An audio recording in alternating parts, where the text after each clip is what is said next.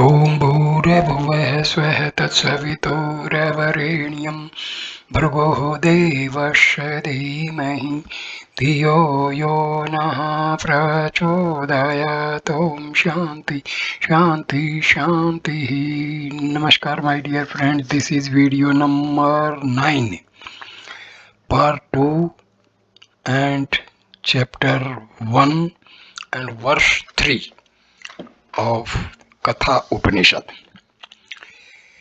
It is through Atma that one knows form, taste, smell, sounds, touches, and carnal pleasures. Is there anything that remains unknown to Atma?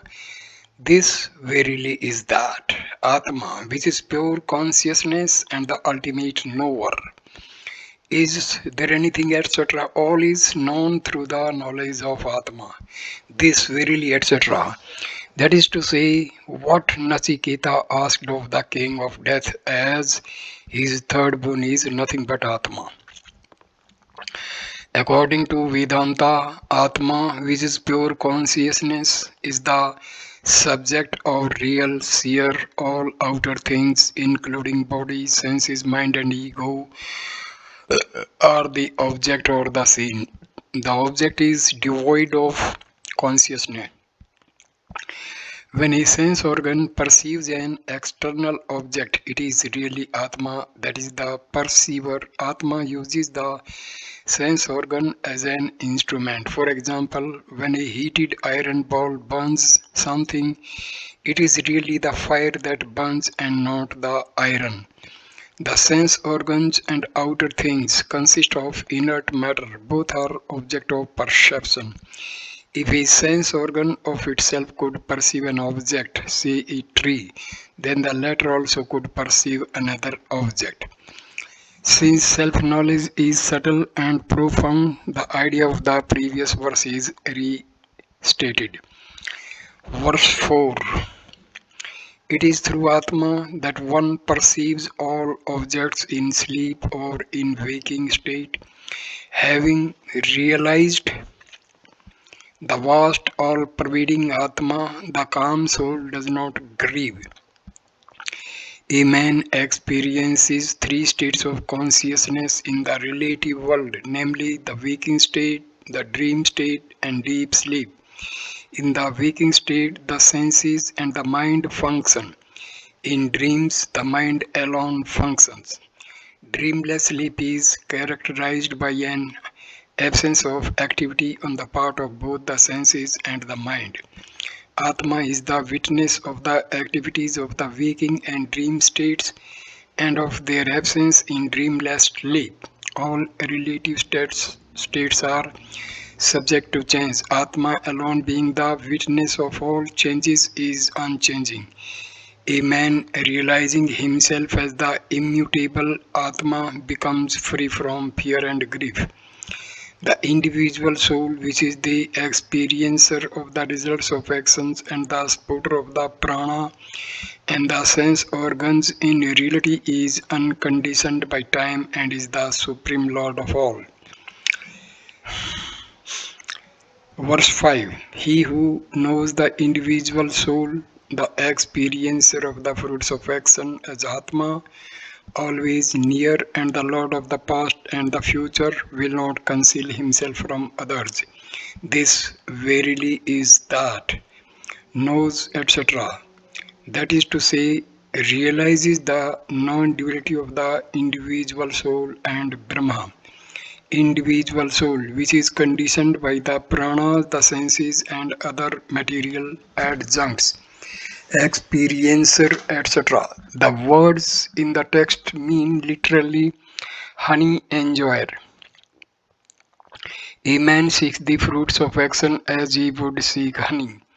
Past and future. The present is also to be included. Conceal. As long as a man thinks of Atma as non-eternal and limited, he succumbs to fear and tries to conceal his thoughts and actions from others for his own protection.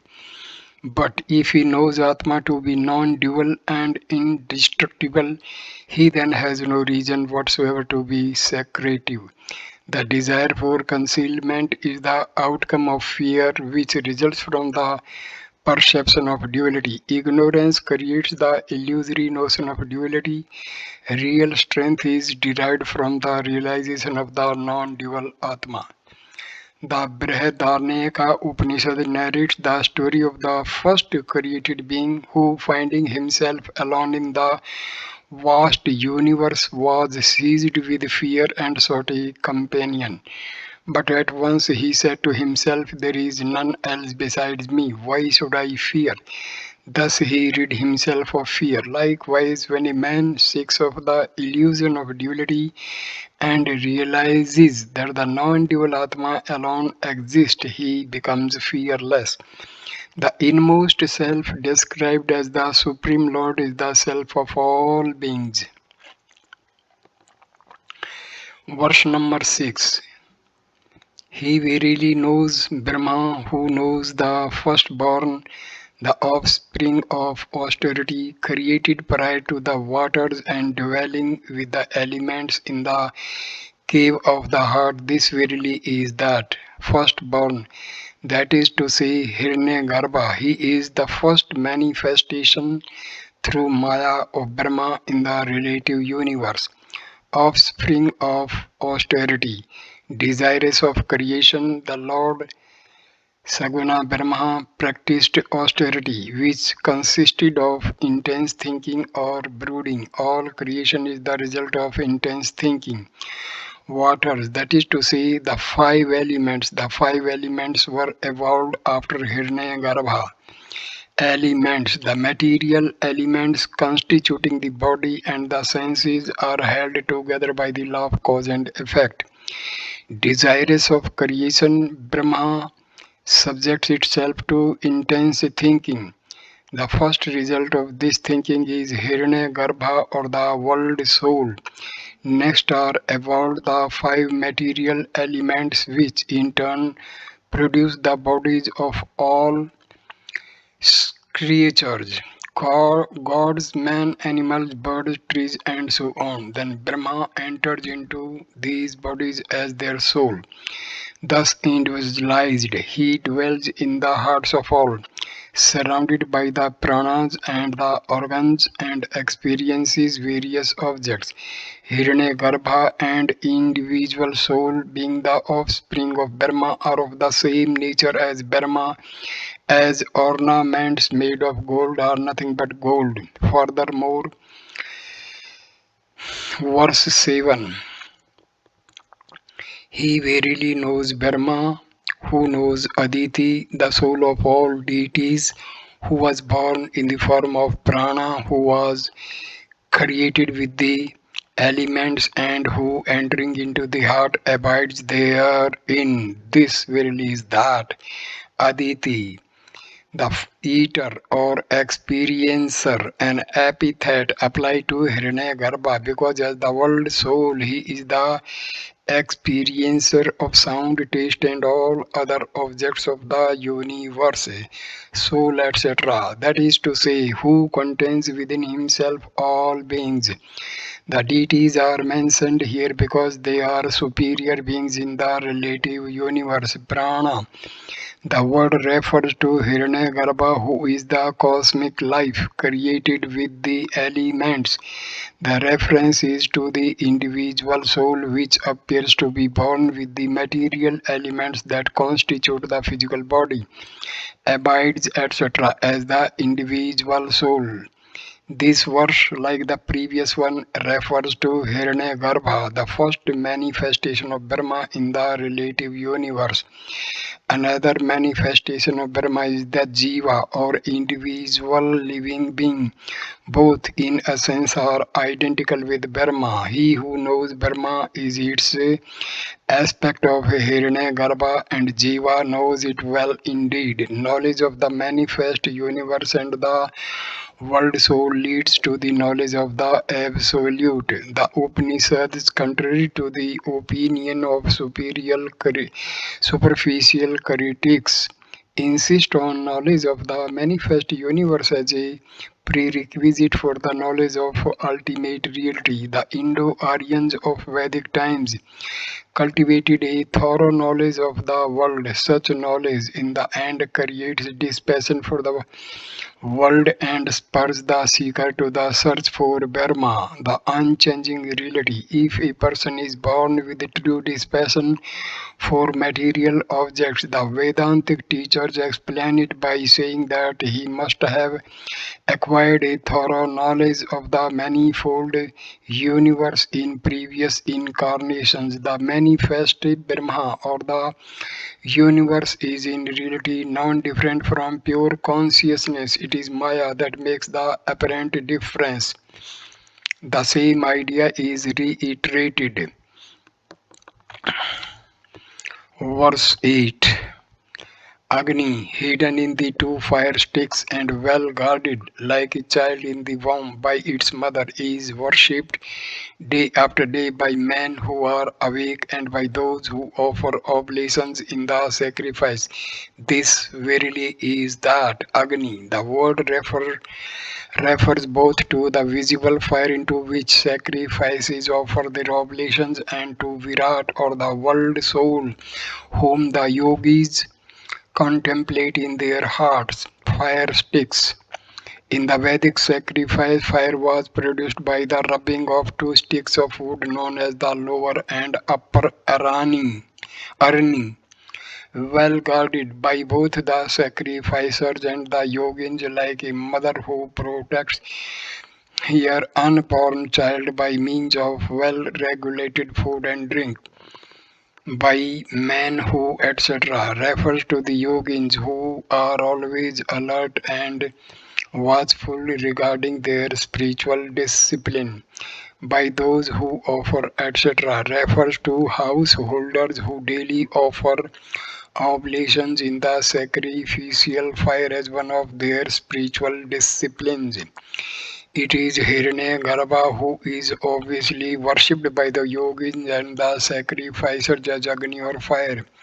One who knows Hiranyagarbha knows Brahma. In this verse too, the Vedic seer asks aspirants to cultivate knowledge of the universe and its controlling soul. The discussion of Brahma alone as the soul and essence of the manifested universe is concluded. Verse 9. When the sun rises and whither it goes to set, in whom all the devas are content and whom none can ever pass beyond, this verily is that. Whence refers to prana, the world soul, which is seed of all the tangible objects in the universe. Devas, the word refers to the deities such as the god of fire and god of wind, the god of heaven, and so on, and also to the various sense organs of living beings are contained like the spoke like the spokes of a wheel attached to the nave. The text describes the manifestation of Brahma as prana in both its cosmic and its individual aspect. All the shining deities arise from prana, are sustained by it, and in the end, during the state of non-manifestation, become one with it. At the time of the next creation, they again emerge from prana. This is also true of the sense organs and the individualized prana. They too merge in the prana at the time of dreamless sleep and again emerge from it in the waking state. According to Vedanta, the different forms of consciousness that control the activities of the gods are the same as those that control the activities of the sense organs. The foregoing four verses describe the ultimate non-duality of the attributeless Brahma, the world soul, and the individual soul. Brahma is the final cause of the other two. The cause appears as effect through Maya. There is no intrinsic difference between the cause and the effect. The whole creation is Maya. Brahma alone is real. Some may object to the statement that everything is Brahma, for all individual embodied beings from the exalted Hiranyagarbha down to the blade of grass are associated with upadhis and are subject to birth and death, whereas Brahma or pure consciousness is free from all this. Brahma and the embodied beings, they may say, are completely dissimilar in character, therefore they cannot be identical. This objection is denied. Verse number 10.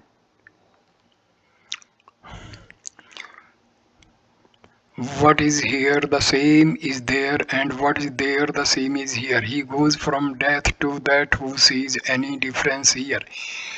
What is here? That is to say, what appears to non-discriminating persons as a phenomenal being subject to the laws of time, space and causation, but from the standpoint of truth is nothing but pure Brahma.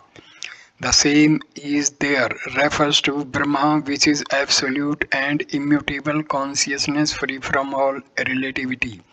What is there? Pure consciousness, which is the inmost self of all. The same is here. What appears to be a phenomenal being subject to the conditions of name and form, cause and effect, death to death. The unillumined soul is subject to repeated births and deaths, which are characteristics of the relative world. Any difference, such notions as I am other than the Supreme Brahma or the Supreme Brahma is other than me. The apparent difference between the Jiva or individual being and the Creator results from the Upadhi or limiting adjunct. The Upadhi is created by Maya or ignorance, that is to say, Brahma or pure consciousness appear through Maya to be conditioned by cosmic ignorance and then now becomes known as the Creator. And the same Brahma, when conditioned by the individual Buddhi, appears as the Jiva. With the destruction of ignorance, the limiting conditions are also destroyed. Then one sees Brahma alone everywhere. Here, that is to say, in Brahma, which has never become the many. When a man becomes, he takes the dream objects to be real. On awakening, he realizes them to be unreal, but takes the waking objects to be real. On the attainment of knowledge, the same person realizes the waking experiences to be as illusory as the dream ones.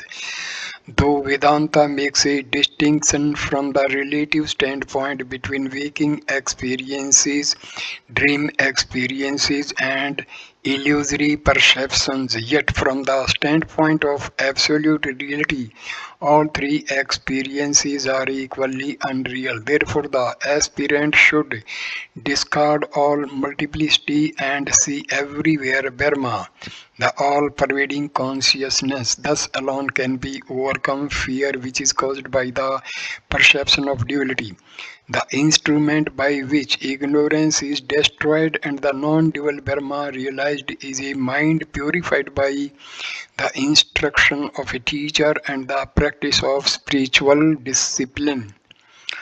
Verse number 11 of chapter 1 of part 2 of Katha Upanishad. By the mind alone is Brahma to be realized, then one does not see in it any multiplicity whatsoever. He goes from death to death who sees multiplicity in it. This verily is that mind. When the mind becomes pure through practice of spiritual discipline, one realizes Brahma as a mass of homogeneous non-dual consciousness. Then the knowledge of Brahma destroys ignorance, the cause of the perception of multiplicity. The illumined soul sees as Brahma the manifold universe, which to the ignorant appears as other than Brahma. The nature of Brahma is hard to understand. Verse number 12. The Purusha of the size of a thumb dwells in the body. He is the Lord of the past and the future. After knowing him, one does not conceal oneself anymore. This verily is that Purusha, person. It is an epithet applied to Brahma on account of its dwelling in the body and of its filling the whole universe. Thumb. The Vedantic mystics conceive of the heart as a lotus bud of the size of a thumb, within which there is a luminous space, whereas Brahma is manifest. The aspirant uses this space in meditation as a symbol of Brahma.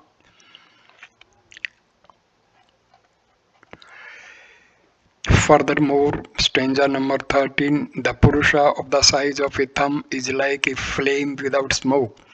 The Lord of the past and the future, He is the same today and tomorrow. This verily is that flame, etc. This is how Atma should be meditated upon. It is pure light without a trace of smoke or worldliness. Today, etc. Atma always remains the same, unaffected by the actions of the body and the mind.